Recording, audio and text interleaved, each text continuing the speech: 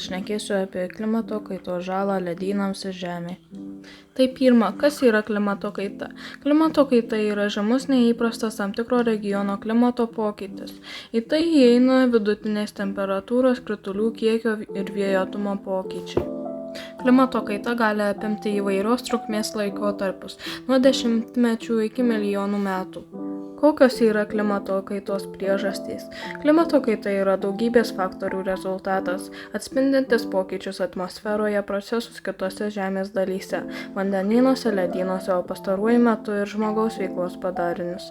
Klimatą taip pat veikia išoriniai veiksniai, pavyzdžiui, tokie kaip saulės radiacija, nežymus žemės orbitos nukrypimai ar šiltnamio efektą sukeliančių dujų koncentracijos lygmuo.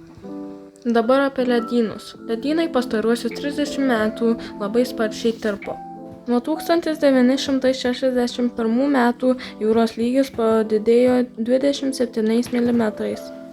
Tirpsta ne tik didžiuliai ledynai už poliarinio rato, bet ir visose žemynuose esantys ledynai išskyrus Australijoje, nes Australijoje nėra ledynų.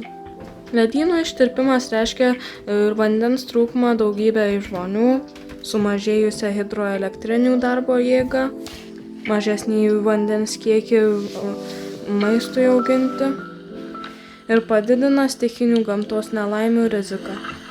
Pagal 2019 balandžio 8 Nature žurnale paskelbtus duomenis, per pusšimtį metų viso pasaulio ledynai prarado apie 9000 gigatonų ledo.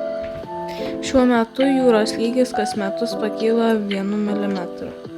Kokios žmogaus veiklos daro įtaką klimato pokyčiams? Žmogaus veikla stipriai keičia aplinką. Pavyzdžiui, irigacinė žemdirbystė paveikia drėgmės pusiausvyrą dirvožemyje. Žmogaus veiklos produktas atsirandantis gamyklose, automobiliuose, deginamo kuro procese, naudojant aerozolius CO2, skatina temperatūros kilimą planetoje, kertant miškus mažinami žemės plaučiai. Todėl ne taip efektyviai sugeriamas CO2 perteklius.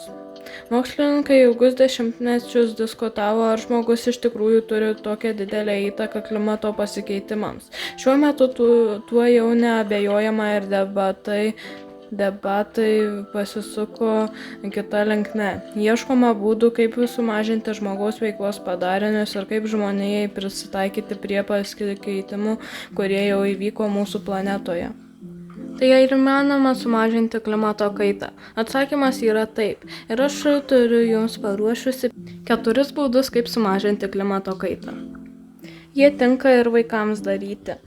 1. Pasodinkite medį, nes medžiai sugeria CO2, kuris kenksmingas gamtai.